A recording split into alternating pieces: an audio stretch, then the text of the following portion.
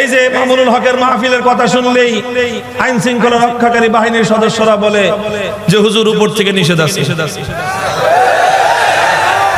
এই যে একটা সমস্যা, কয় আমাদের তো কোনো সমস্যা নাই, আমরাও তো হুজুরের ওয়াজ শুনতে চাই, কিন্তু উপরের থেকে নিষেধ আছে, কাজেই আমাদের কিছু করার নাই, সরি।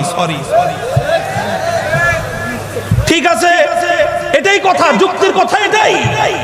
ওনারা ওনাদের দায়িত্ব পালন করবেন, এজন্য ওনারা সরি বলেন, কারণ ওনাদের ঊর্ধ্বতন কর্তৃপক্ষের নির্দেশ ফলো করতে ওনারা বাধ্য। এই কথাটা কেন আমাদের ব্যাপারে বুঝেন না আপনারা? আমরাও তো একজনের চাকরি করি। আরে এটা বুঝেন না যে আপনারা যখন আমাদেরকে এমপিও ভুক্তি দিতে চান, আমরা কেন নেই না?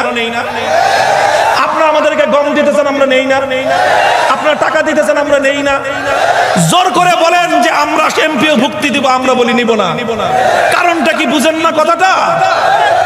কারণ তো এটাই, আমরা তো একজনের চাকরি অলরেডি করতেছি, আর ওই চাকরির সঙ্গে যেটাই সাংঘর্ষিক হয়ে দাঁড়াবে